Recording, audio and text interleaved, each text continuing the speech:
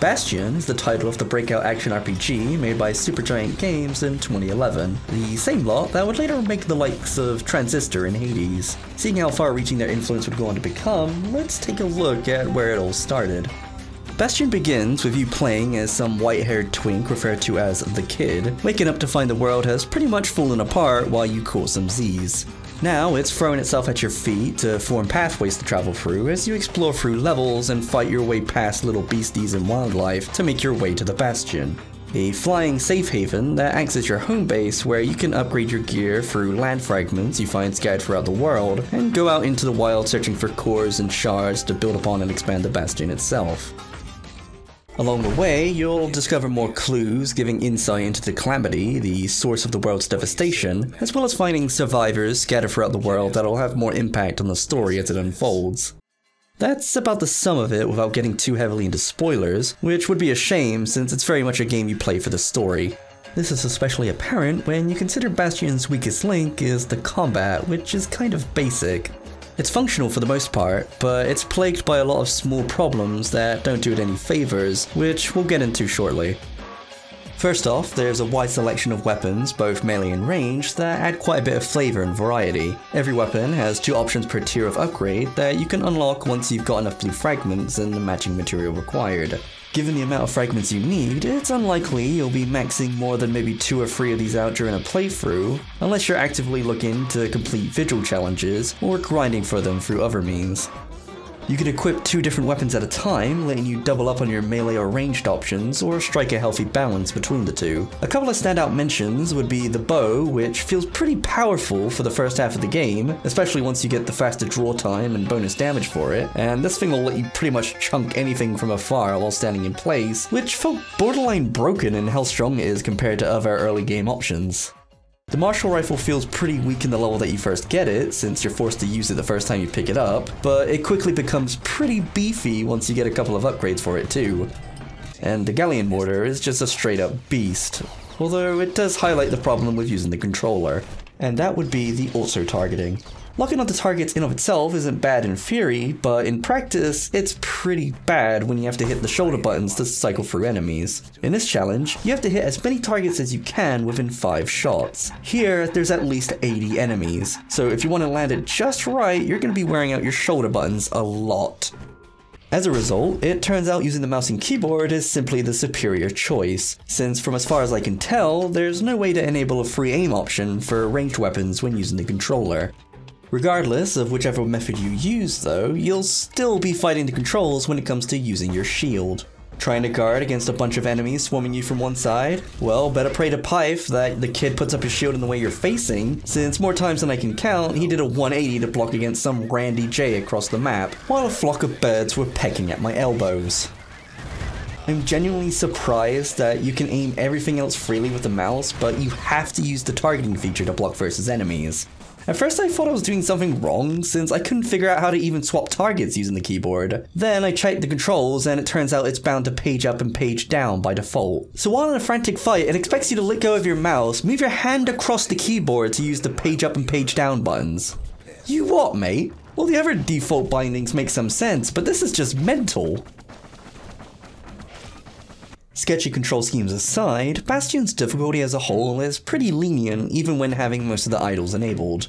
These idols are modifiers you can toggle on and off at the Bastion shrine to augment the properties of enemies to make things tougher in exchange for a small bonus to the rate you gain experience. It wasn't up until the very last couple of levels that it even became challenging, and that was mainly thanks to the fact that there's no invincibility frames, so you end up being fine for a long time until you get swarmed by a bunch of enemies all at once, or take a couple of coordinated high damaging attacks at the same time and beef it. You do get a single use get out of death free card per level though, and you can get more by equipping the appropriate tonics. Which, speaking of, is the only real tangible effect of leveling up. Outside of a small bonus to your maximum health, it mainly gives you more slots to equip tonics that provide passive bonuses. Whether that's having a higher crit chance or a certain health threshold, or carrying more black tonics to use on secret technique abilities. You'll be lucky to get beyond level 6 in a single playthrough though, so the leveling system feels like it was kind of tacked on as an afterthought. Much like the weapons, there's a lot of choice when it comes to the secret techniques, and their usefulness varies from pretty good to not so great. Like the mortar's turrets and the decoy not really offering much from what I could tell, and spinning attacks robbing control from the player while in use and being unable to cancel them early. As a result, I found myself falling back on the same practical if boring options, like the grenade for clearing out groups of enemies, or the trapper snare, which proved really useful for crowd control. Given that you're stuck using whatever you equipped before tackling each zone, you either have to tough it out and hope to find a foundry along the way, or go back to the Bastion and re-equip yourself after already having partially played through a level. Also, outside of Reflections, which are basically challenge arenas with 20 waves of spawning enemies, you can't replay levels you've already beaten. As a result, you don't have the option of replaying earlier content with the new weapons you've unlocked, unless you intend to go all the way through it again in New Game Plus. Which is a shame, since that means you're stuck grinding the same free Reflections for blue material that you use to upgrade your weapons and buy new items at the Lost and Found. Besides the linear story levels you unlock as the game progresses, you also have some optional proving grounds to do certain weapon challenges in order to unlock things like upgrade materials and their unique special techniques. Some are fun little distractions, while others are pretty hard unless you've already upgraded your weapon enough to power through them. These also can't be replayed once you've gotten first prize on them, which is a little baffling, but okay. Even with me doing more than about half of this side content, the game time only came out to about 5 hours in a single playthrough, which seems a bit short even if it intends for you to play through again on New Game Plus. And as far as I can tell, Bastion doesn't really change on subsequent playthroughs, so it'd mainly be to go for a different ending. Then there's just a few other small things that make the combat feel unrefined and unpolished, like not being very visceral when you're stabbing stuff unless you've upgraded your weapons to have a knockback effect, or just how slow-paced combat is as a whole until you get some decently powerful weapon upgrades that make the first half of Bastion feel like kind of a drag. Maybe it's because a button is dedicated to weapon slot 1 and another to weapon slot 2 that the combat as a whole feels pretty shallow, limiting your move pool to tapping or holding the corresponding attack button for some weapons, or simply requiring you to stand still to do more damaging moves. But I rarely ever found myself needing to actually use the hammer's heavy attacks. To be fair, this is pretty early in the days of indie games, and this being Supergiant's first title definitely puts into perspective why the gameplay wouldn't feel super polished yet. Again, it's not really bad, so much as it is just kind of bland and pales in comparison to modern refinements. Admittedly though, it gets me every time the kid faceplants at the start of each level. Kidding, this lagoon, so much as this. That's a mood. Speaking of the levels themselves, they are interesting to look at, from Badlands and wild overgrowth that you can't see enemies through. Glad I brought the fire bellow.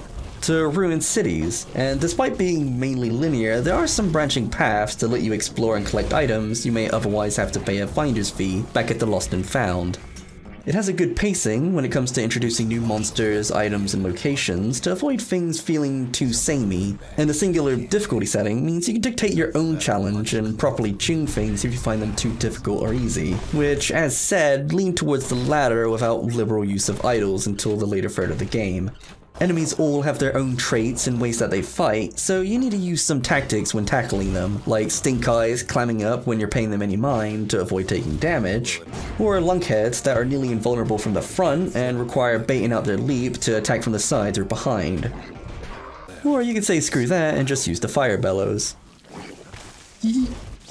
The selection of enemies are a bit scarce overall though, with only a little over a dozen different monsters to fight, and the selection of bosses is very bare bones too. Mainly being either these giant stationary plants that spew out big damage, or just upscaling regular enemies while making them tougher and stronger. It comes across as a bit unimaginative, which is disappointing when compared to how creative everything else is about Bastion.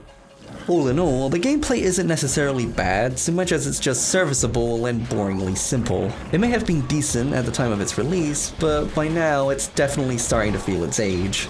It's something to do while you're exploring the world and experiencing the story, which is where its biggest, most obvious draw comes in, which is its narrator. The stranger does a great job at narrating the kid's adventure and every meaningful action or choice that you make. Kid maybe shouldn't have done what he just did. As well as giving you the TLDR of things said between characters when speaking to people in the Bastion. Sure, the world's all gone to pieces farther than the eye can see, but leave it to this gal to point out the amazing view.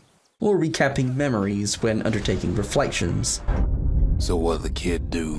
Why he went right on back to the walls for another 5 years? The execution is very well done and measured enough that it doesn't overstay its welcome or become annoying, and it goes a long way to adding to the whole storybook telling and feel Bastion gives off, especially when combined with the simple but colourful art style and the memorable soundtrack that all gels together really well. For years, the two main things I've heard about Bastion were always that, the narrator and the music. Having finally played through it, I can clearly see why. They're definitely Bastion's standout feature and saving grace. Rux's voice is full of character and memorable in its own right, while the music is enjoyable to listen to and further adds to the frontier, wildlife surviving, rune scavenging kind of experience the story has you out doing. Fragments of the old world rain from the sky.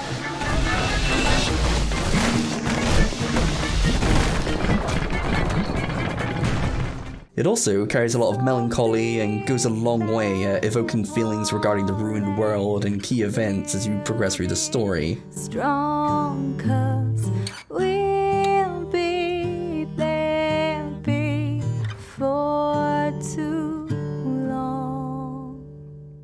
Plus, it has some tunes that outright slap.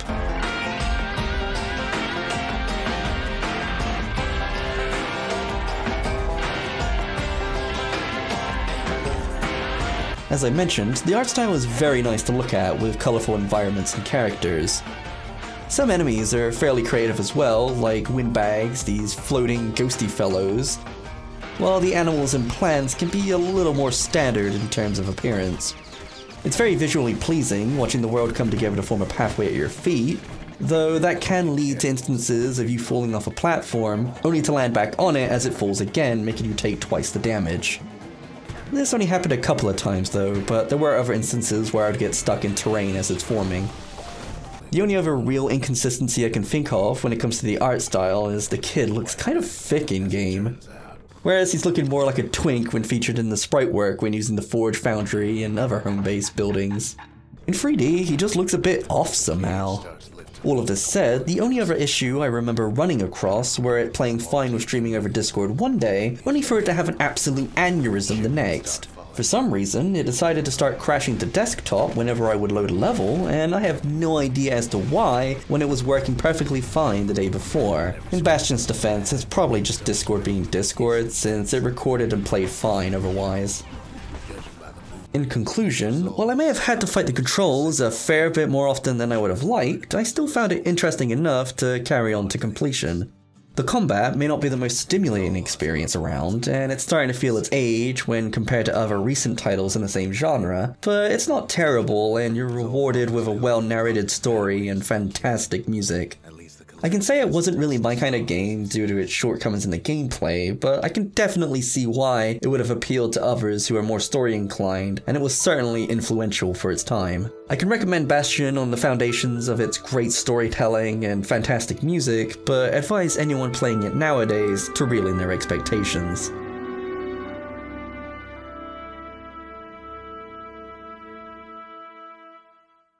If you're still here, then thanks for watching till the end, and if you enjoyed the video, perhaps give us a cheeky subscribe, eh? Either way, I'll see you lot next time.